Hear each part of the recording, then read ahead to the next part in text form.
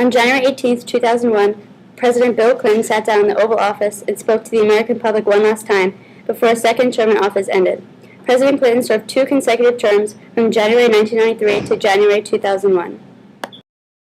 My fellow citizens, tonight is my last opportunity to speak to you from the Oval Office as your president.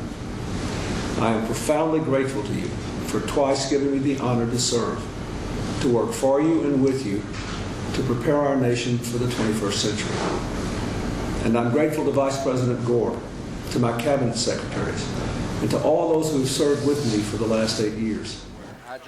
On January 20, 2001, George W. Bush was inaugurated as the 43rd President of the United States. That I will faithfully execute the office of President of the United States. And will to the best of my ability. And will to the best of my ability. Preserve, protect, and defend the Constitution of the United States. Preserve, protect, and defend the Constitution of the United States. So help me God. So help me God.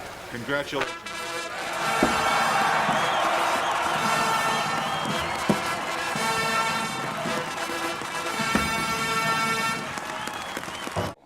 On the morning of his inauguration, thousands of demonstrators attended the inaugural ceremonies to protest the outcome and controversial circumstances surrounding the 2000 election. Due to the protesters, President Bush was forced to opt out of the traditional walk from his limo to the steps of the Capitol. Instead, he rode the limo all the way down the street, the limo being pelted with eggs and tennis balls along the way.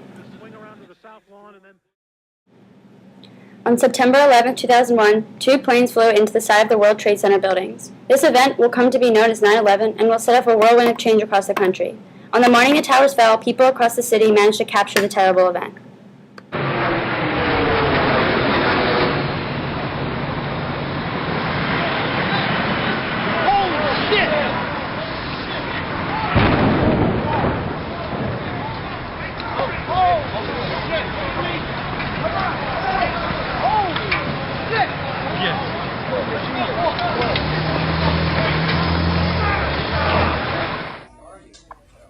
At 8:50 a.m., President Bush is visiting an elementary school in Sarasota, Florida, when he is notified by White House Chief of Staff Andrew Card that a plane has hit the World Trade Center. 17 minutes after the World Trade Center's North Tower was hit, the South Tower was hit. Basically the smoke in the air right now, right in front of me. The 2 sides of the World Trade Center definitely affected by this crash. Black smoke continuing to billow out there. But earlier on, fire going in. Oh, sure. And you, again, your estimation, what type of plane is either?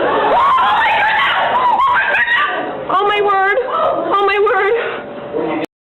In this video, it is clear to see that the second plane crashed into the South Tower from the other side that the North Tower was hit on. At this point, it is clear that this was an act of terrorism, as the public finds out that certain people took over the planes and stormed the cockpit. This complication of videos shows different broadcasting networks reporting live the crash of the second plane going into the South Tower. 9:37 a.m., hijackers aboard Flight 77 crashed the plane into the western facade of the Pentagon in Washington, D.C., killing 59 aboard the plane and 125 military and civilian personnel inside the building. This video shows different angles of the Pentagon being hit, one from the security camera at the Pentagon and one from across the road and different angles. This video shows the aftermath of the first tower that was already hit. Helicopters and emergency vehicles already have surrounded the area, and the police are trying to clear the streets.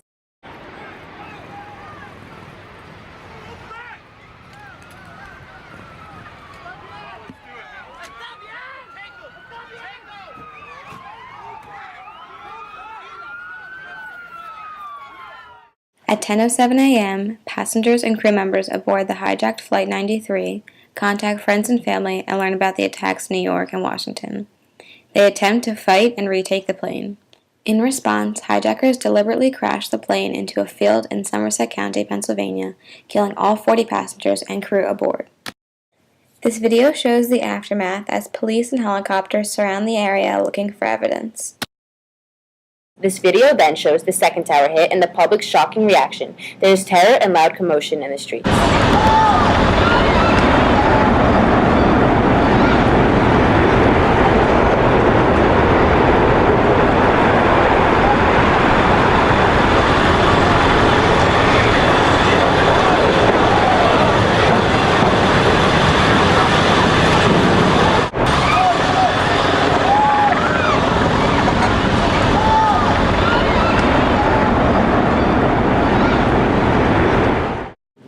This video shows Bush's commentary on the 9/11 attacks as well as his reaction to the acts of terrorism.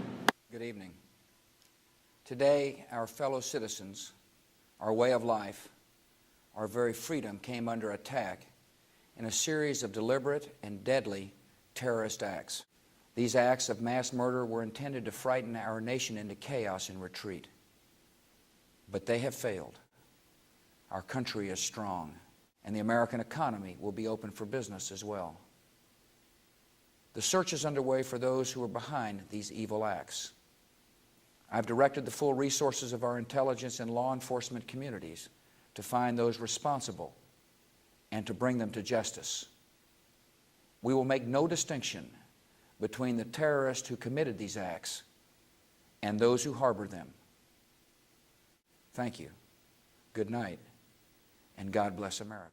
The week following the attacks, Congress put together a law that created the Air Transportation Stabilization Board, a body authorized to give faltering airlines up to $10 billion in loans. On September 20, 2001, President Bush declared the War on Terror. On September the 11th, enemies of freedom committed an act of war against our country. No industry or sector of the economy felt the impacts of these events more than the airline industry. Both the immediate reaction to the attacks and the long-term repercussions have negatively affected the industry.